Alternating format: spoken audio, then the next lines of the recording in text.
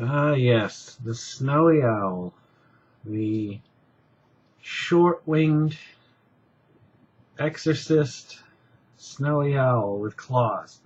You ever wonder what type of sound these creatures make when no one's listening? Here's your chance.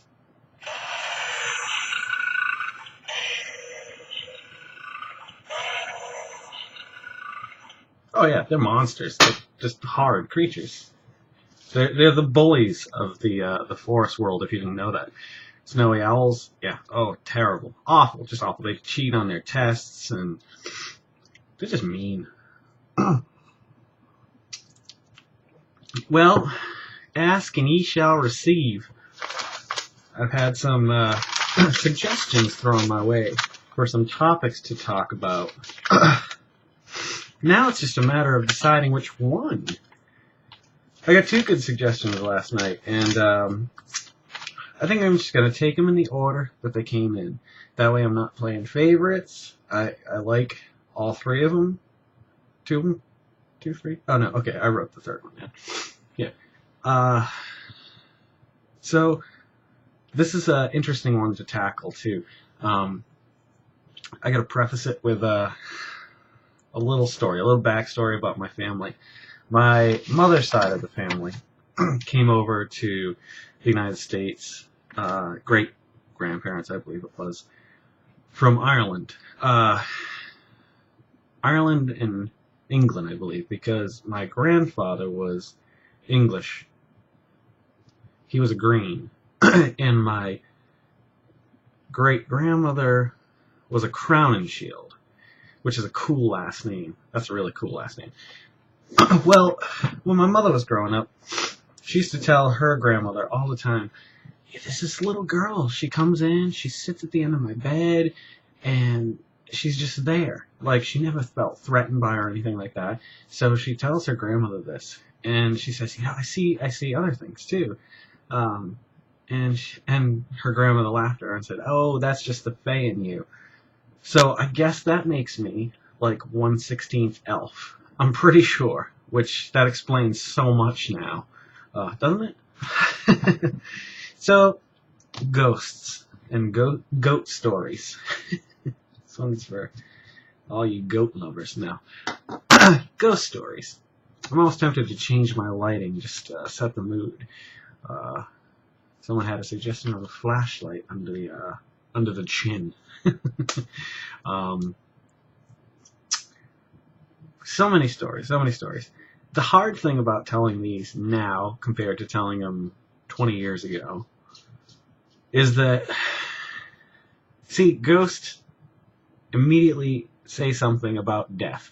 They say that there's something after death. There's an afterlife. Some part of you goes on. Where it ends up, here, heaven, hell, purgatory, I don't know. And that's the thing. Back then it was easier for me to tell these stories because I believed in an afterlife. Now, I just don't know. Like, and I think that's alright. I don't think there's anything wrong with not knowing. But because it was such a part of my life growing up, now the idea of a supernatural world is harder to deal with. So I'm just saying that as I go into these stories because if you'd asked me if they were real, 15 years ago, oh, absolutely. Now I just think, well, maybe, I don't know, maybe it was just, what's the word I'm looking for? Coincidence. So sit back, grab yourself a drink, and let me tell you about the one thing I cannot explain. Through all the years and everything I've seen and heard in my house and felt, a lot of it I think can be explained. A lot of times I think we want to believe in something so strong that we make it more like the way we want to believe it. Now, I'm not saying that I'm right on that either, because I'd love to believe in ghosts and souls and afterlives. But, shit. The one story that I can't explain was, and I can't remember the circumstances exactly, I had just started to learn to give tarot readings using the Thoth deck, the Aleister Crowley deck. And I'd never studied them, but when I had them in my hands and I laid them out, either I was crazy or it was naturally just some kind of unseen talent that I had. And so the first thing that threw me off this one night was I was talking to Steve Corsi, he was on my left. I believe Argy was over, we were having our Circle of Death. It's where everybody came over, usually anywhere from 10 to 20 people in one room, and just any chemical or liquid went around, you stayed in the circle or you get out. Well, he was telling me a story about something. Oh, I think somebody, he knew who worked for Raytheon had plutonium or something like that. I can't remember the whole details of it. But I looked over at Gary, and he was sitting in a position where he was making a figure 4 with his legs, and it looked identical to the card, the Hanged Man from the deck. If you look it up, Google it, I'll try to put a link to a picture or something. He was sitting exactly like that, and I thought, wow, if that's not a sign, what is? So I pointed it out to Steve, and we talked, whatever we were doing at the time. Then, for whatever reason, Gary left the room. I think this is how it worked out. I think he came back and asked me to go back with him to the pantry. He said he wasn't a believer at all in the supernatural, I don't believe. I don't think he was a real firm believer in an afterlife or anything like that. But he said he had felt something or heard something or saw something. And I took him seriously because he's never that serious most of the time. So we went into the pantry, we both look up. And I kid you not, this is something I can't explain. I can explain just about everything else that I have seen, smelled, touched, tasted, feel in 85 Winthrop Street. But when I looked up at the pantry ceiling, it was blackness, not darkness. It was just, it was thick. And you could hear something in the darkness. And I can't explain it as either a laugh or a cry or what it was, but that's what I saw. I know I saw it, and the next thing I remember, I had a Celtic love knot necklace around my neck. I felt it lift, and I felt it snap off my neck. It hit the floor. Me and Gary looked at it. We looked at each other, and we flew out of the room.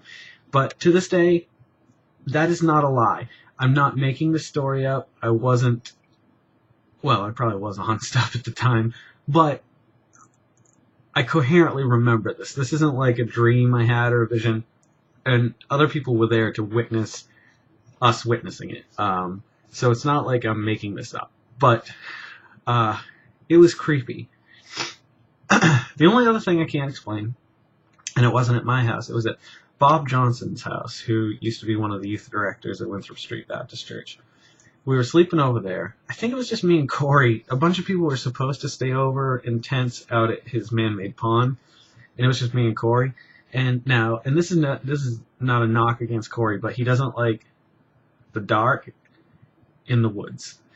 And that's what it was. It was me, him, in the dark in the woods. And so we heard screams coming from the woods, like someone being murdered out there. So we went back over to Bob's house. We ran over there, and we ended up sleeping in there that night. Either that or we went home. I can't remember. But everybody was in the kitchen. We had been in his living room. He's got I think a wood stove or something in there. And I remember getting up, heading towards the kitchen, and for whatever reason I looked down his hall, and a man, the black silhouette of a man, similar to what I had seen the night in the pantry, ran by, stopped when it saw me looking that way, and I heard laughter in my head. High-pitched, terrifying laughter. This is the only other time that I can't say, oh, it was a cat's shadow, or it was, this, that, or the other. Let's talk about the cats for a minute. Okay, I guess there is a few things I can't explain. More things I can't explain. Maybe I guess they're more easily. I guess they're kind of explained. The ghost cat. Let's lighten the mood a little bit, because I'm starting to freak myself out, to be quite honest. I hate that when you get scared and you don't want to walk down halls in the night. And, that doesn't normally happen anymore, but like sometimes I can still freak myself out. 10 minutes. So, the ghost cat. This is out of my hands, but I'd say like 7 out of 10 people who have been in my house more than 4 or 5 times have seen the ghost cat. It was a gray cat that would go around, like, you'd just catch it out of the corner of your eye. And that's why I think it almost maybe is explainable with some kind of vision blur or something like that. Because I do that now and I see things, but...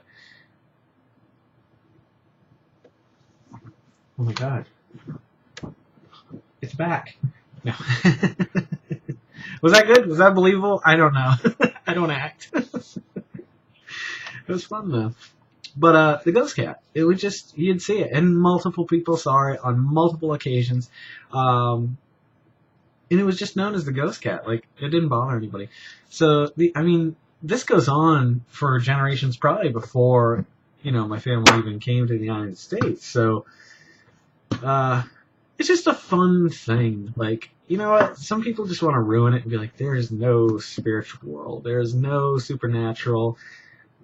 There was the Big Bang. We evolved. Which I agree with. Both of those statements I wholeheartedly agree with. And, that was it. Like, but I don't know. Even just emotion. Emotion, is that a manufactured chemical change in your body when you love or hate? Or I don't know, but when I think about stuff like that, I think, there's something else out there. And I'm not saying it's a Christian God or a Muslim God or, I don't know, the multitudes of gods that have existed long before these 2 gods were created or whatever. I don't know. When I think of these ghost stories, it kind of brings things back that I hadn't thought about in years. So I'm glad this got suggested because I actually kind of delved into this a little bit last night and I didn't like where it was going. So I stopped it and I thought I'd do it tonight. So here we are again. I feel like I owe it to the suggester to go a little bit deeper into it, like tell a few more stories. I'm just trying to think of some really good ones. Like, there was a time I was coming around the end of my bed. I had forgot something. I was going to probably church or something. And I went back to my room. I came back around and I felt something sharp on my shoulder push right as I was going by the window. And if I hadn't been holding, oh God, I'm going to hear about this from some of my Christian friends. It was my Bible I had gone back for. If I hadn't had that counterbalance, I swear to God I would have gone out the window. Oh, boy. That's coincidence. It's just coincidence. My mother, she screaming for me from the other room. I ran in the room. She was on the floor crying, blood coming down the top of her head. She said, this old wooden chest we had, I think I kept the tops of soda cans in it, the Kiss Me tabs or whatever they were. I was like 14 or 15, 16. And she told me that it had come off the shelf she was trying to take something down from, but it didn't hit her once. It kept hitting her, and then it stopped and it fell to the ground. But, like, I can't explain that because I wasn't there. I can't tell you if that's actually what happened because that's something in my mind that it may have bounced off her head a few times. But, like, the idea of it forcefully being driven like that, I don't know. But who am I to judge her or say that, it was all... I mean, she's the one that, really had a lot of things happen to her. I remember it was one Christmas I was out. She said when I came home, or before I came home, presents were sliding across the floor very slowly, just to her. And I thought, man, if that happened to me, I would not stay in the house alone. I'd be so scared. Another thing, when she was young, her and my aunt, who supposedly can do the Ouija board, without even touching it. This is my Aunt Anne, who actually, she passed away this year, if you guys didn't know that. We were, I was close to her when I was younger. I used to go and stay at her house in Attleboro. Auntie Anne and Uncle Dell, and they had a dog, Fluffy. That's where I learned to ride my bike, where I skinned my knee riding my bike, or learning to ride my bike for the first time. But supposedly she could do the Ouija board without touching it. And it started predicting, prophesizing things that started to come to pass. Well, they decided to seal it in a wall, in a closet, and then close over that wall so they wouldn't be able to use it or get access to it. I don't know. I don't know why they did that. Why didn't they just burn it or throw it away? Maybe they did. Maybe it kept coming back. You ever see that movie, Ouija? With Stephen Nichols, who played Stephen Earl Johnson, who was married to Caleb Brady on Days of Our Lives in the 80s. Oh, if I'm ever on Jeopardy and like an 80s Days of Our Lives question comes up, I'm gold. It's funny. John Delancey was the guest of honor this year at Mysticon, and I didn't get to talk to him, and I kept trying to like make a point to go near his table or something, but there was always a big line. Or I guess he is, like, I've heard from other people that he's a great guy. I don't know much about him. He was on Days of Our Lives, and he played an inventor named Eugene who built a robot. I remember that, and his wife was Calliope. That's all I remember about that. But I wanted to see him just so I could be like, I hated Star Trek. I hate everything about Star Trek, but I like Days of Our Lives. Just because I'm sure not a lot of people realize that he was a soap actor before he was Q on The Next Generation, I believe. I don't. Screw that stupid Star Trek. Yeah, got off course there. Kind of skidded to a halt on the whole ghost story thing at 17 minutes. So let me wrap this one up. I'm going to tackle the other suggestion tonight. Although I may post it 2 days from now. I don't know how this is going to go. I'm meeting tomorrow with my client, Mike. My friend Mike. He's a nice guy. I mean, we don't, I don't know him, but like I feel he's a good guy. So he's the guy that I'm doing the worm book with that hopefully I just want to hand it over at this point. Like, not that I don't have faith in the book. Like, I feel like the art's pretty good compared. I mean, I work in books, and I see hundreds of kids' books go by me every week. And I look at this one, and I think, you know what? It's at least as good as most of those. Like, a good 80%, I'd say. I mean, so many books get published every day. Okay, I gotta stop this, because this is 18 minutes. Last night, I was trying to upload, here we go again. I was trying to upload my 3 or 4 videos that I did, and the first one went through fine. The second one just hung overnight. So I got up in the morning, I didn't have to start it over. It does pick up where it left off, which is nice, but I can't figure out. If anybody knows how to speed up YouTube uploads. Now, I have about, I pay for a 6 up, or no, 5 up, and like, no, I think it's 10 up now, and like 30 down, megabytes per second. So, I mean, I should be able to upload these videos fast, but I would just wonder if it gets throttled on their end or something like that, because they probably have millions of people or thousands of people, uploading stuff. Okay, so if you want to come back, I'm probably going to talk about Pride, where I used to work, my first job. Yeah, that's what I am going to talk about. I might talk a little bit about my grandmother, too. So, hang in tight. And if you're going to bed tomorrow when you get up, when you go through that drive-through at Dunkin' Donuts, get your coffee, maybe a croissant or something, say something nice to that teller.